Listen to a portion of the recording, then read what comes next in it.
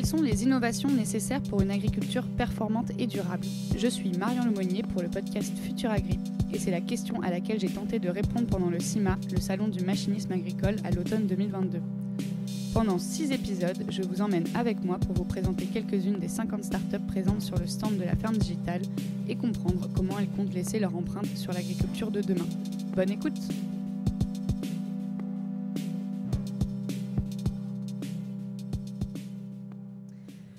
Eh bien le bonsoir du coup, parce que là c'est c'est l'heure de l'apéro parce qu'on voit que ça commence à faire. Exactement, c'est la fin de journée. Apéro partout, c'est la fin de journée.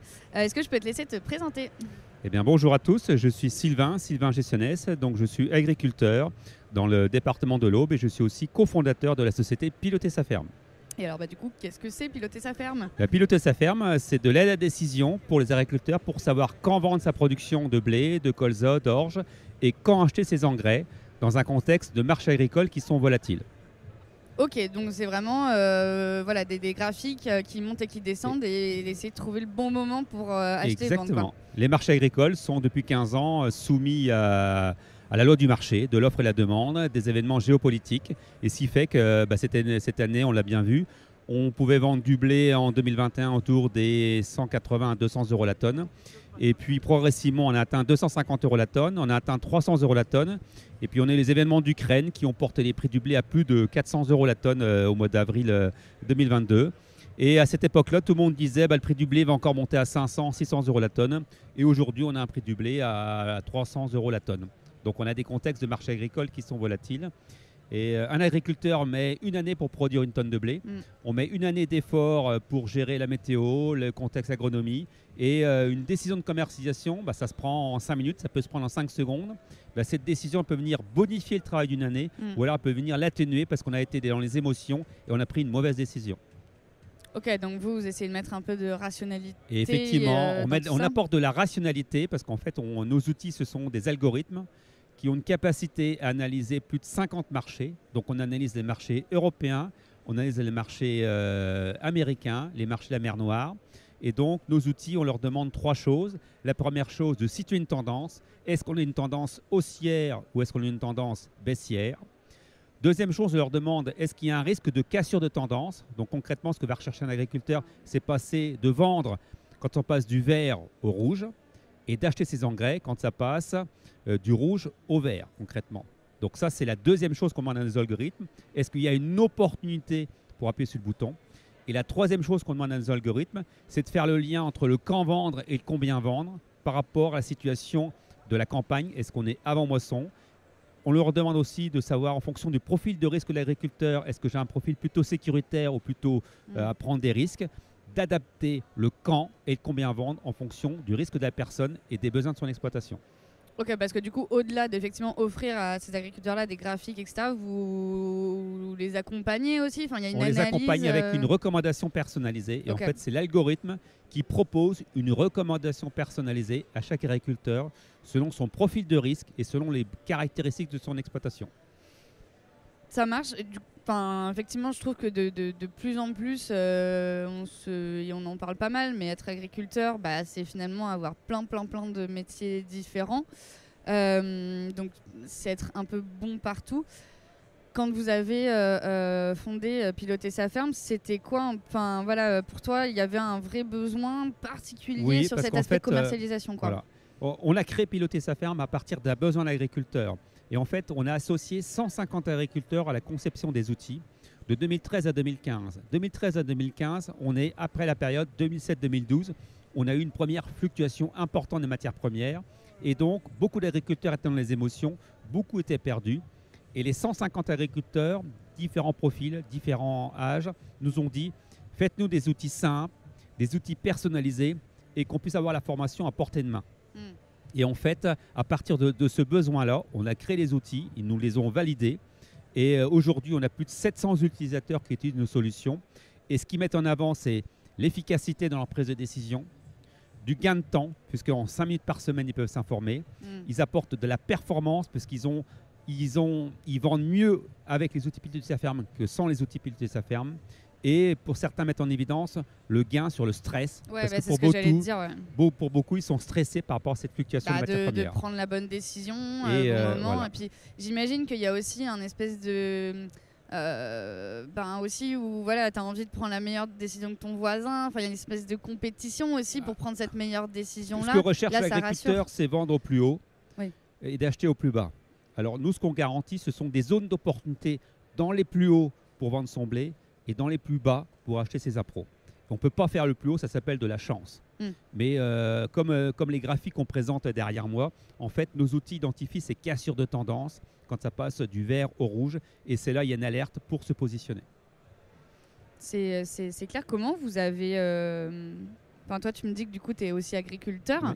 Mais du coup, il faut des compétences mathématico-techniques. En fait, on a eu un gros travail de recherche et développement avec plus de 10 000 heures de travaux qu'on a réalisés avant de mettre en place ces outils-là. Et on a associé les 150 agriculteurs pour les valider, pour nous dire ça c'est bien, ça c'est on a besoin de plus d'informations, plus de compléments. Et donc, on s'est entouré de spécialistes dont c'est le métier sur le traitement de data. Donc des partenaires avec qui on travaille pour développer les outils et ce qui nous permet d'être collés à la réalité du quotidien des agriculteurs, parce que moi-même je suis agriculteur, j'ai des besoins sur mon exploitation et on s'appuie sur le retour des agriculteurs pour les faire évoluer nos outils. Justement, du coup, ça a combien de temps piloter sa ferme? On l'a mis en service, piloter sa ferme en 2015. Les premières licences d'abonnement ont été vendues en 2015. Ok, donc ça a fait presque 7 ans. Voilà. Et du coup, vous avez aussi un recul depuis. J'imagine qu'il y a eu des nouveaux développements entre le début et aujourd'hui. Avec ce recul-là, aujourd'hui, c'est quoi un peu les projets? Tu vois ce que vous pourriez continuer de développer sur piloter sa ferme? Les agriculteurs sont en prise directe avec cette fluctuation des marchés sur ce qu'on vend, sur ce qu'ils achètent. Et les agriculteurs comme les consommateurs, on est en prise directe avec fluctuation sur l'énergie. Et donc, on est en train de travailler avec nos outils sur approcher des analyses de marché sur l'énergie pour permettre aux agriculteurs qui utilisent beaucoup d'énergie de négocier des contrats au bon moment. Et c'est un sujet particulièrement d'actualité là, parce que ça part quand même un peu en cacahuète. Donc, j'imagine que tout le monde est aussi très stressé là-dessus, quoi. Voilà, donc on travaille sur cette énergie, l'électricité, le gaz, pour apporter une information complémentaire à ce qu'on diffuse actuellement, en lien avec les agriculteurs qui consomment beaucoup d'énergie. Je pense aux personnes qui irriguent, je pense aux personnes qui sèchent, qui stockent des pommes de terre aussi, et qui ont besoin de beaucoup d'énergie. Ça marche. Aujourd'hui, je vois sur ton blouson, effectivement, il y a des épis de blé sur votre logo. Dès qu'on pense effectivement un peu court des matières premières agricoles, etc., c'est vraiment les cultures céréalières auxquelles on pense directement. Est-ce qu'aujourd'hui, c'est la seule filière que vous touchez ou pas, ou est-ce que vous traitez différemment les différentes filières? Alors, nos clients sont effectivement des producteurs de grandes cultures. Nos clients sont des éleveurs qui achètent beaucoup d'aliments du bétail. Et nos clients sont les agriculteurs qui achètent des engrais. Ok, donc finalement, vous touchez quasiment toutes les filières agricoles, quoi. Voilà. Pas à des endroits un peu différents, mais il y en a de partout. Quand je faisais mes recherches, je voyais qu'il y avait vraiment ce lien, effectivement, d'apporter des maths et d'apporter ce côté très éco-maths au milieu agricole. Est-ce que c'était quelque chose qui manquait? Comment les maths aujourd'hui peuvent finalement apporter, qu'est-ce qu'elles peuvent apporter à l'agriculture et comment ça s'est réceptionné, tu vois aussi? Les mathématiques, ça apporte du rationnel, ça apporte des éléments factuels et ça permet de gérer des émotions. Puisque par rapport à une telle fluctuation des matières premières, les émotions peuvent prendre dessus. Et quand on met du rationnel, en fait, on permet de prendre de bonnes décisions. Et vous dites quasiment que vous inspirez ou que vous pourriez être apparenté un peu à une fintech. C'est quoi l'idée? On s'est appuyé sur les outils qui fonctionnaient dans la finance, puisque la finance utilise des outils de décision comme les nôtres sur les marchés financiers. Et en fait, on a transposé les outils de la finance aux particularités du monde agricole, parce qu'un agriculteur, il va produire 42 récoltes dans sa carrière professionnelle. Donc, alors que dans un trader, si c'est loupé aujourd'hui, il peut se refaire le lendemain ou le surlendemain. Ce qui n'est pas le cas d'un agriculteur, il faut attendre une année. Ouais, ça effectivement c'est un gros enjeu à chaque fois dans le milieu agricole, c'est les temps longs de production. J'ai vu aussi que vous, au-delà du coup de la plateforme que vous proposez, vous organisez aussi des formations. Oui. C'est quoi, en quoi ça consiste et pourquoi il y a eu besoin de développer cette offre? On a des outils digitaux numériques et on a un accompagnement avec cette présence de formation où on aide les agriculteurs à bâtir une stratégie. Cette stratégie, ça leur permet enfin d'identifier quel est leur profil de risque, quels sont les besoins de l'exploitation. Et cette stratégie, ça les aide à paramétrer nos outils de décision en fonction de leur profil et leurs besoins d'exploitation. Et ensuite, dans cette formation, on les accompagne sur la nécessité de suivre cette stratégie, d'appliquer cette stratégie avec méthode pour avoir des bons résultats avec les outils pilotés sa ferme. Ça m'intéresse du coup, effectivement, ce côté un peu profil. C'est quoi, il y a quoi comme différents types de profils d'agriculteurs? On va prendre l'exemple, si on a tous les deux chacun 10 000 € d'argent à placer et qu'on va voir notre banquier, la première chose que notre banquier va nous poser comme question, c'est ces 10 000 € là, au terme du placement, est-ce que vous êtes sûr de récupérer votre capital ou est-ce qu'au contraire, vous êtes prêt à prendre un risque de capital pour chercher plus de rentabilité? Et si vous dites, moi je suis prêt à prendre un risque sur mon capital, peut-être que le banquier va vous proposer un placement avec une meilleure rentabilité, mais un risque sur le capital. Et si moi, à l'inverse, je vais être sûr de récupérer mes 10 000 € au terme du placement, peut-être que le banquier va me proposer un placement sécuritaire qui sera moins rentable que vous, mais je serai sûr de récupérer mes 10 000 €. Et ce qui veut dire qu'on est tous différents, et ça veut dire qu'on a tous des besoins différents. Et le banquier va adapter sa proposition d'offre de placement en fonction de notre profil. Et bien dans les outils pilotés sa ferme, l'aide à la décision, elle est adaptée aussi au profil de risque de l'agriculteur. Ok, donc c'est vraiment effectivement un profil de risque. Est-ce que toi, du coup, aujourd'hui, avec toutes ces analyses et tout ça, comment tu t'analyserais les agriculteurs? Est-ce que c'est des personnes qui sont plutôt averses au risque ou non? Les agriculteurs sont comme tout le monde, ils ont tous des profils différents.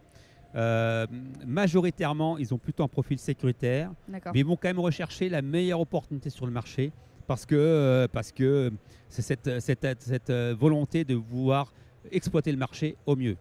Et c'est parfois contradictoire. On ne peut pas être à la fois sécuritaire et vouloir prendre le risque pour essayer d'aller chercher les derniers euros du marché. Bien sûr. Donc, et pour beaucoup, quand on fait cet exercice de profiler son risque, d'aversion au risque, pour beaucoup d'agriculteurs, ça les aide, ça les rassure pour dire finalement oui, dans mon comportement, je suis comme ça et il faut que j'adapte une position ou plutôt sécuritaire ou plutôt audacieuse. Très clair. Aujourd'hui, du coup, là, on se croise au CIMA. Donc, ça parle beaucoup de machinisme agricole. Vous, on est plutôt sur un outil digital. Qu'est-ce que vous attendez en fait là de ces 5 jours de salon? Voilà pourquoi vous avez décidé de prendre un stand d'ici et qu'est-ce que vous en attendez? Le CIMA, c'est un salon professionnel où on rencontre essentiellement des agriculteurs. Les agriculteurs, quand on les interroge, qu'est-ce qui vous a donné envie de venir aujourd'hui? Je veux voir tel ou tel projet d'investissement, je veux voir tel ou tel constructeur par rapport à ce qu'ils proposent. Et beaucoup d'agriculteurs disent l'agriculture est en pleine mutation. Je viens voir dans le stand des startups quelles sont les innovations que je peux utiliser dans mon métier de tous les jours pour créer de la valeur sur mon exploitation. Donc du coup, et alors cette première journée, ça t'a plu? Cette première journée est très enrichissante parce qu'on a pu voir un certain nombre d'agriculteurs qui étaient perdus sur les marchés. Et qui ont vu qu'on avait des solutions pour les aider à se repérer sur les marchés. Et on a pu aussi croiser nos abonnés qui sont venus nous saluer et toujours nous dire sympa. Merci, nous encourager à poursuivre dans tout ce qu'on fait parce que ça les aide au quotidien sur l'exploitation. Ça fait ultra plaisir du coup. Voilà. Bon, c'est super. Écoute, on continue ça autour de l'apéro du coup et puis bon salon. À très vite.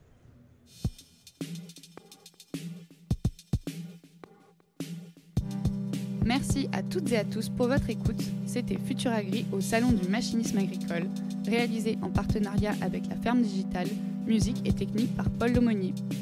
On espère que cela vous a permis d'en apprendre plus sur les multiples innovations mises au service du secteur agricole. Pour approfondir ces sujets et suivre l'actualité de l'agritech, rendez-vous sur les réseaux sociaux de la Ferme Digitale. Vous pouvez aussi nous écrire car c'est toujours un plaisir d'avoir vos retours. Si ce podcast vous a plu, n'hésitez pas à le partager autour de vous et laisser un avis sur Apple Podcasts ou Spotify. Et nous, on se retrouve très vite pour un nouvel épisode de Futur Agri.